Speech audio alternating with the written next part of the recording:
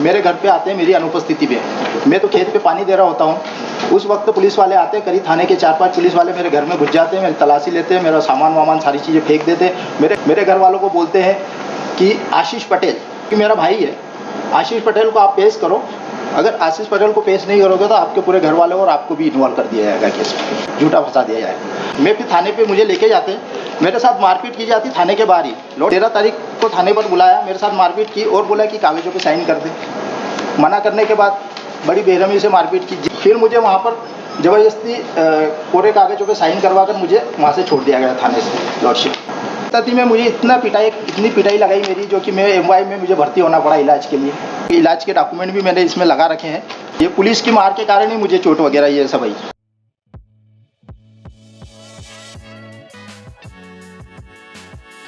Lordship इसमें 12/2/2023 को प्रातः 10-15 बजे के लगभग करीब स्थित डॉक्टर पाटीदार के अस्पताल में 23-24 वर्ष के लड़के ने डॉक्टर अशोक पाटीदार के पिता दिलीप पाटीदार को जान से मारने की नीयत से धारदार कटर से उसकी गर्दन पर वार किया, जिससे दिलीप पाटीदार ने अपनी गर्दन हिला दी तो उसके बाएं गाल पर कटर लगा, जिससे खून निकलने लगा। आहत दिलीप पाटीदार को धारदार कटर से मारने वाला लड़का मौके से फरार हो गया। सूचनाकर्ता रामेश्वर पिता बाबूलाल की रिपोर्ट पर से थाना करी पर अज्ञात के विरुद्ध अपराध क्रमांक 34/2023 अंतर्गत धारा 307 भादवी का दर्ज किया गया। अन्वेषण के दौरान विवेक पिता विजयवीर जादौन, जो कि मुख्य आरोपी है लॉर्डशिप, इसके अंदर जो मुख्य आरोपी है वो विवेक जादौन है। उसका मारना बताया गया है, क्योंकि वो जेल में है। मेरा सिर्फ 120B का रोल बता रहे हैं, लेकिन ये जो बता रहे हैं कि 10/2/2023 को जो घटना हुई, जिस घटना को लेकर ये हमला हुआ, उस घटना के संबंध में कोई भी डॉक्यूमेंट, कोई इन्होंने रिपोर्ट करी हो, कुछ 100 नंबर डायल किया हो, कुछ भी ऐसा कोई डॉक्यूमेंट, कोई रिपोर्ट आवेदन नहीं है लॉर्डशिप इसके अंदर का। अब लॉर्डशिप इसमें पुलिस वाले क्या करते हैं कि 12/2 को मेरे घर पे आते हैं मेरी अनुपस्थिति में, मैं तो खेत पे पानी दे रहा होता हूँ। उस वक्त पुलिस वाले आते हैं, करीब थाने के 4-5 पुलिस वाले मेरे घर में घुस जाते हैं, मेरी तलाशी लेते हैं, मेरा सामान वामान सारी चीज़ें फेंक देते हैं। मेरे घर वालों को बोलते हैं कि आशीष पटेल, जो कि मेरा भाई है, आशीष पटेल को आप पेश करो। अगर आशीष पटेल को पेश नहीं करोगे तो आपके पूरे घर वालों और आपको भी इन्वॉल्व कर दिया जाएगा केस में, झूठा फंसा दिया जाएगा। अब मुझे पुलिस, जबकि मैं खेत में होता, मुझे थाने से कॉल आता है कि आप थाने पर आ जाओ। मैं जब थाने पे आ रहा होता तो बीच में 2 पुलिसकर्मी मुझे रोकते हैं, मेरी तलाशी लेते हैं, मुझे वापस खेत पे ले जाते हैं, मुझे डराते धमकाते हैं कि बोलते हैं आशीष को किसी भी हालत में कैसे भी आप प्रस्तुत करो, पेश करो, अदरवाइज तुमको केस में इन्वॉल्व कर देंगे। मैं फिर थाने पे मुझे लेके जाते, मेरे साथ मारपीट की जाती थाने के बाहर ही। लॉर्डशिप मैंने एक आवेदन भी दिया उसके संबंध में, पुलिस के वरिष्ठ अधिकारियों, पुलिस के खिलाफ, टीआई के खिलाफ वरिष्ठ अधिकारियों को एक आवेदन दिया है इंदौर में।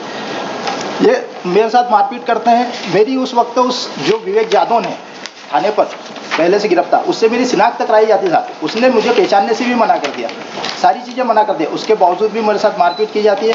जब गांव वालों की, जब महिलाओं का उसमें वो होता है, प्रेशर होता है और सारी चीज़ें इकट्ठे होते हैं, तो जब मुझको 7:30 बजे सुब्रतनामे पे छोड़ दिया जाता है, क्योंकि झूठा इन्वॉल्वमेंट कर रहे हैं, कहीं से कहीं तक रोल नहीं है साहब मेरा उसके अंदर। वो आवेदन को देने के बाद इन्होंने फिर पुनः मुझे 13 तारीख को बुलाया थाने, 13 तारीख को थाने पर बुलाया, मेरे साथ मारपीट की और बोला कि कागजों पे साइन कर दे।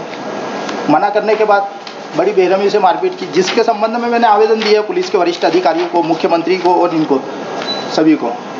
उसके बाद फिर मुझे वहाँ पर ज़बरदस्ती कोरे कागजों पे साइन करवा कर मुझे वहाँ से छोड़ दिया गया थाने से लॉर्डशिप। ये मेरा आवेदन जो पेज नंबर 12 पे मैंने आवेदन दे रखा है लॉर्डशिप, इसके अंदर 12 से 16 तक, उसमें मैंने सारी मेरी कहानी ये सारी मेंशन कर दी जो मैं बोल रहा हूँ। तभी में मुझे इतनी पिटाई लगाई मेरी, जो कि मैं एमवाई में मुझे भर्ती होना पड़ा इलाज के लिए लॉर्डशिप। जो इलाज के डॉक्यूमेंट भी मैंने इसमें लगा रखे हैं। हाँ, ये पुलिस की मार के कारण ही मुझे चोट वगैरह ये सब आई। ऐसी स्थिति में मेरा कहीं से कहीं तक कोई इन्वॉल्वमेंट नहीं है और मुझे झूठा फंसाया गया है। ऐसा कोई डायरेक्ट एविडेंस नहीं है लॉर्डशिप की मेरी कोई उससे बात हुई है, चर्चा हुई है या किसी प्रकार की कोई कहीं नहीं ऐसा कुछ भी वो है। इसमें 2-3 दिन पहले एक एक्सीडेंट होता है और उस लड़की को जो है इलाज के लिए डॉक्टर साहब के पास ले जाते हैं, तो इनका ऐसा कहना है कि वो इनका इलाज नहीं करते और बेइज्जती करके भगा देते हैं।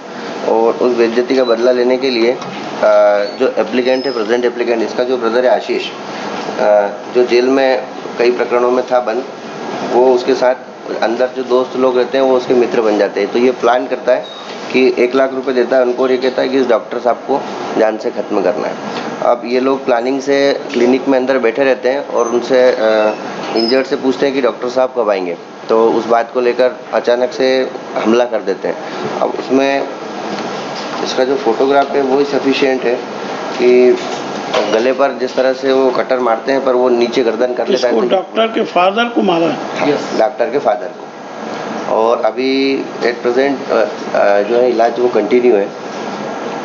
रिलीज हो गया लॉर्डशिप। ऐसा प्रतिवेदन मारा में किसने?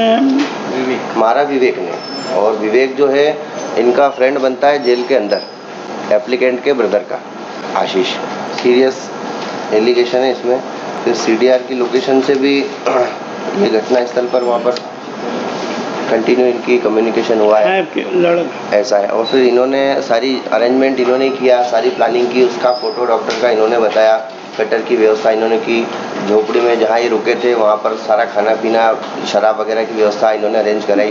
As per the prosecution case, he also went to hospital along with the main accused Vivek. हाँ, वो विवेक के 27 के मेमो में भी वो चीज़ क्लियर आई है। बट आशीष को बुला रही 38 का केस सिर्फ वो फोटो से ही क्लियर है कि वो आशीष को पुलिस बुला रही है लॉर्डशिप। उसके अंदर आशीष है, मेरा तो कोई रोल नहीं है। कैसे मैं खेत में पानी दे रहा हूँ, मुझे घटना की जानकारी भी बाद में मिल रही है लॉर्डशिप। और मैं अगर कुछ होता तो मैं पुलिस के विरुद्ध कोई वो करता हूँ। मैं बार बार जा भी रहा थाने पे, पुलिस मुझे छोड़ भी रही है। जब उसने पहचानने से मना कर दिया तो सुप्रतनामे पे पुलिस ने छोड़ दिया। अगर ऐसा ही कोई डायरेक्ट एविडेंस नहीं होता लॉर्डशिप तो मुझे वहीं गिरफ्तार कर लेते हैं। ये छोड़ने का क्या डायरेक्ट एविडेंस? सुप्रतनामे पे छोड़ रहे हैं, ये इनके इसमें है। फिर मेरे को 13 को बुला रहे हैं, फिर 13 से मेरी मारपीट कर रहे हैं, मेरे पे कोरे उस पर कागज पे साइन करवा रहे हैं लॉर्डशिप जबरदस्ती। और उसके बाद फिर छोड़ रहे हैं मुझे, फिर 14 को आओ आप। तो लॉर्डशिप ये इनका कहीं ना कहीं इंटेक्ट पुलिस वालों का इन्वॉल्व करने का है। सीसीटीवी फुटेज है ना, पर मेरी उपस्थिति लॉर्डशिप नहीं है उसके अंदर। अभी इन्वेस्टिगेशन में रनिंग है, फाइनल रिपोर्ट भी अभी आई 120 नहीं का है। केवल और केवल 120 का मेरे को आरोप है। और ऐसा सिर्फ बोला है उसके अंदर की बदला लेने के लिए। बाकी मैं डायरेक्ट ना तो उपस्थित हूँ, ना कुछ है, ना मेरी कोई वो है साहब लॉर्डशिप। उससे आशीष का है, आशीष का जो भी है। बाकी मैं तो मेरी दुकान चलाता हूँ, इलेक्ट्रॉनिक की दुकान है, कंप्यूटर की दुकान है लॉर्डशिप वहाँ पर मेरी। और मैं लोकलाइज वहीं का रहने वाला हूँ, पढ़ा लिखा व्यक्ति हूँ। मैंने इसके डॉक्यूमेंट भी लगाए लॉर्डशिप मेरे, उसमें पीछे मार्कशीट वगैरह। अभी मेरा उपचार चल रहा है घर पर। लगाइए वहाँ पे 439 लगाइए, not a case for grant of anticipatory.